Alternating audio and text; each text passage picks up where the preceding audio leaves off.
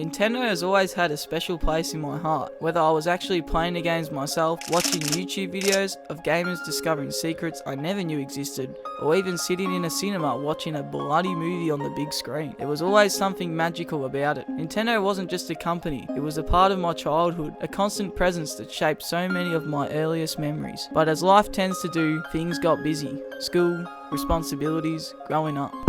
All of it slowly pushed gaming into the background. Nintendo didn't disappear from my life, but it wasn't front and center anymore. Now that I'm 18 and fresh out of high school, I finally had the chance to breathe again. No more assignments, no more early morning alarms, just time. And with the extra freedom, I found myself wandering over to my old game shelf, the one that been collecting dust for years. I picked up some of the classics I used to play every day. Just holding them brought back memories I didn't even realise I had forgotten. Before long, I was driving headfirst back into something I like to call the Nintendo experience.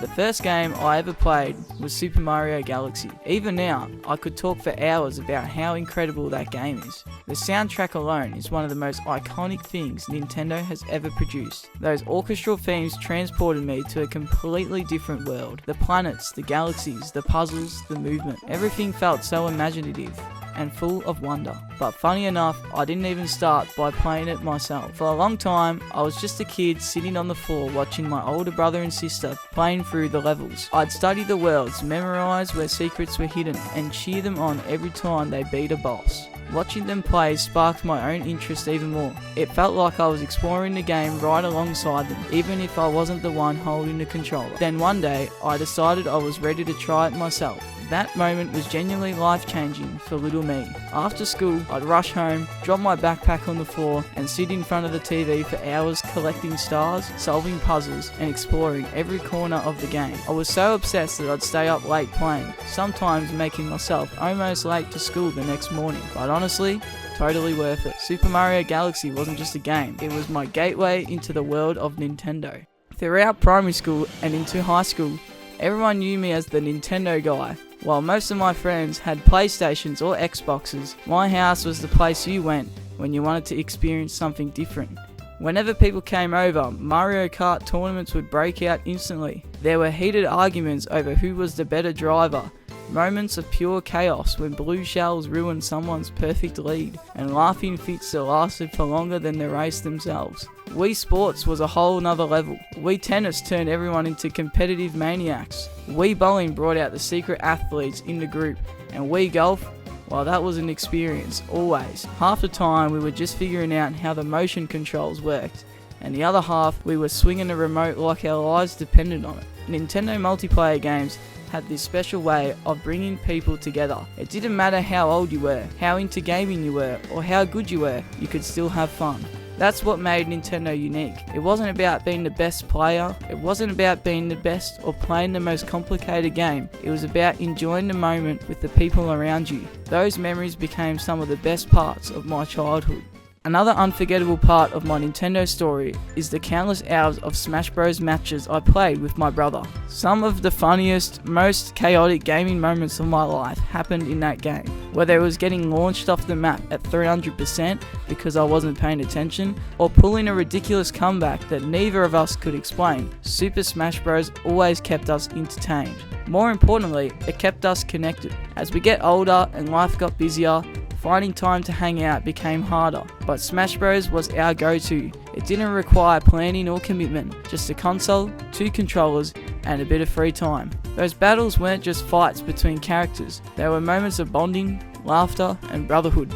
Over the years, my love for Nintendo grew into something bigger than just casual gaming. I slowly started collecting consoles, games, and of course, Amiibo. So many Amiibo.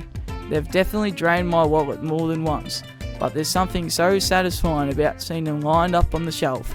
They're not just collectibles, but they represent the characters and games that shaped my journey with Nintendo. I also started hunting down older Nintendo games. Some of these classics were ones my dad grew up with, and playing them with him created memories I didn't expect. Hearing him talk about how he used to play these games as a kid, and then experiencing them myself years later, made me appreciate Nintendo even more. It wasn't just a company, it was a bridge between generations. As I got more invested, I started exploring Nintendo's history, learning about games I had never heard of, and discovering titles that quickly became new favourites. That's the beautiful thing about Nintendo. Even if you think you've played everything, there's always something new or something old you can fall in love with. Now, as I've gotten older, nostalgia hits differently. Every time I walk past my game shelf or see an old console plugged in, I'm instantly transported back to a simpler time. Those memories come rushing back, the late nights, the laughter with friends, the friendly rivalries, the endless worlds waiting to be explored. Life gets busy, it always does, but no matter what's going on, I somehow always find time to sit down and play a quick match of Smash Bros with my brother, or revisit a game from my childhood. In those moments, everything slows down, everything feels easy again, and that's why I came back to Nintendo. It's timeless, it's joyful, it's nostalgic in the best possible way. For me, Nintendo isn't just a hobby, it's a part of who I am. Thanks for watching today's video. It feels great to be back on YouTube. If you enjoyed this one, make sure to like, subscribe, and stay tuned for more content. Without further ado, MonkeyBargaming